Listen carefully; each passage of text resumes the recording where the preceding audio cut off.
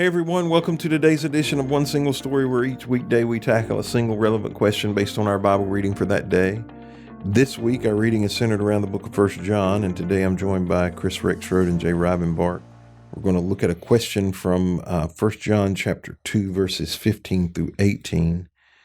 And 15 begins by saying, "Do not love this world, nor the things it offers you, for when you love the world, you do not have the love of the Father in you." Now, I'm just going to stop right there because that's where my question comes from.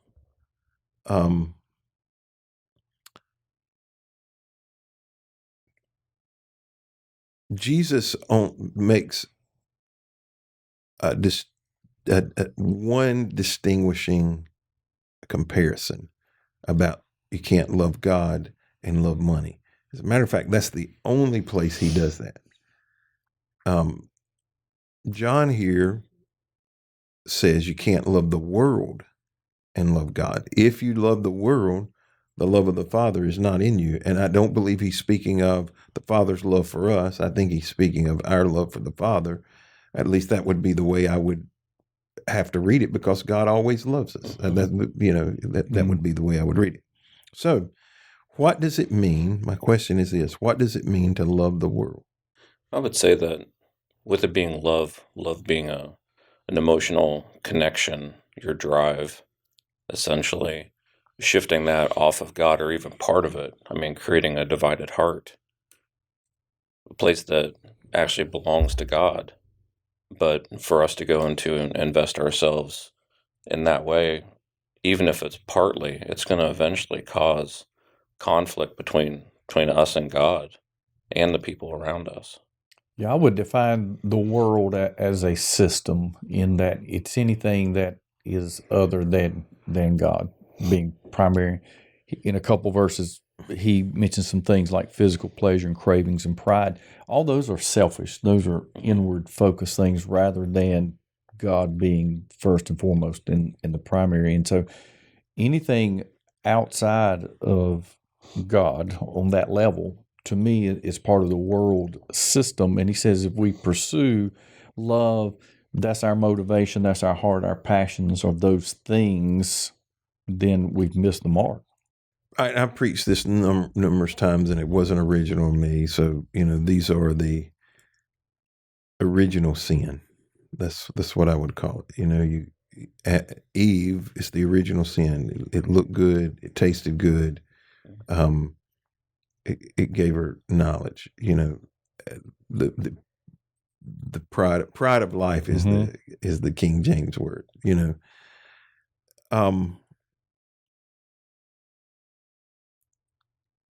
The word in this translation that for me is key is only.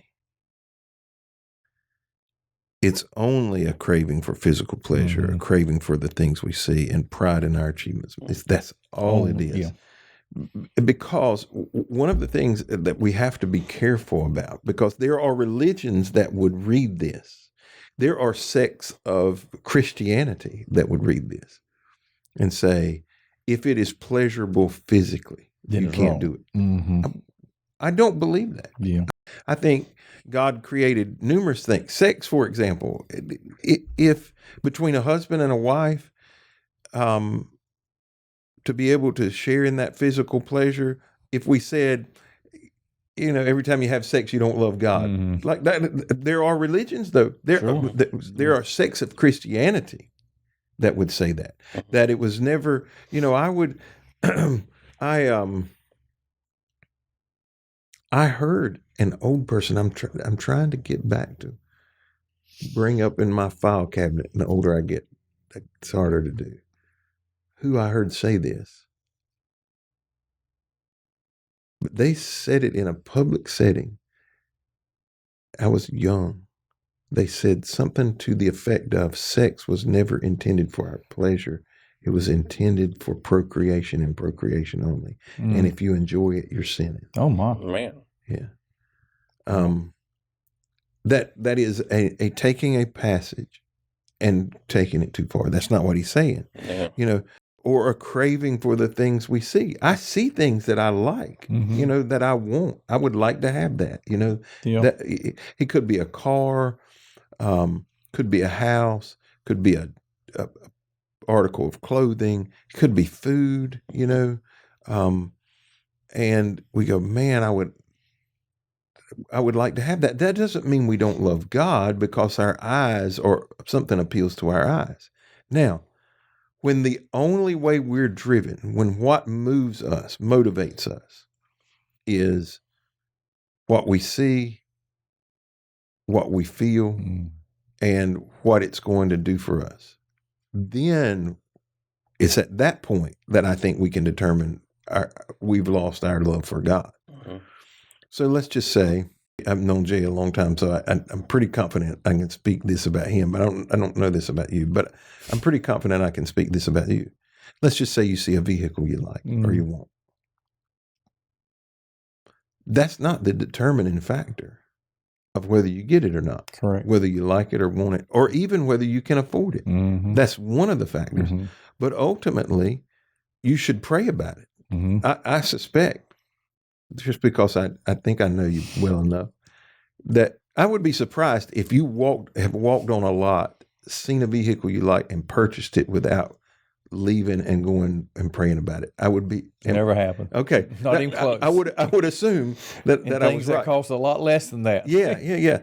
And so it may appeal to your eye, Right. It may appeal to your desires. It may be something you even crave, but there's a superseding guidance. Okay, and that's the difference between believers and unbelievers.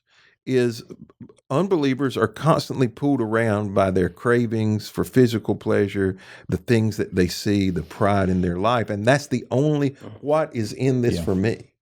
But believers have a superior way of making decisions, and we may like it. It may bring us joy. It may solve some need.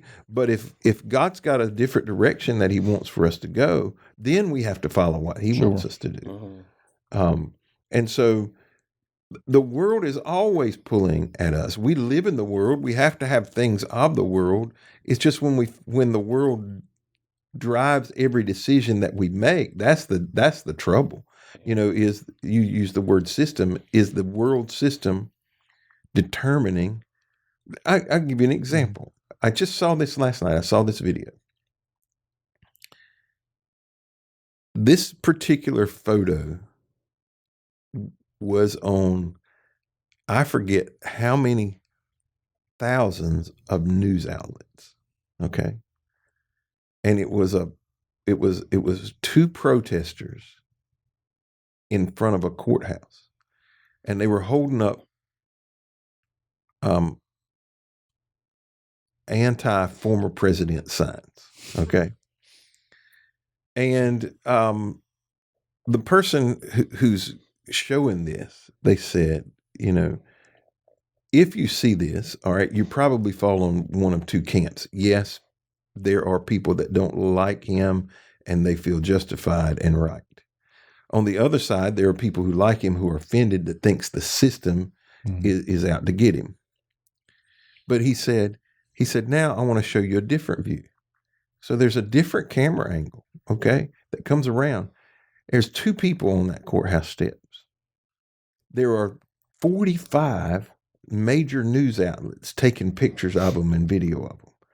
And the way the picture is portrayed is that there is this mob of people there.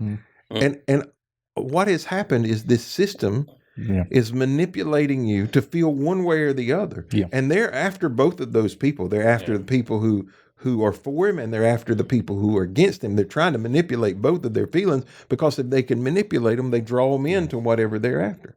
Right. But it was clear manipulation. And we're living in a time right now where you need to second guess everything you see and read. Yeah. Everything. Not some of it, not even the source of it. Everything you see and read, you need to second guess, because it's all intended to manipulate you in some form or fashion into a system of decision making that is not of God. period. 100%.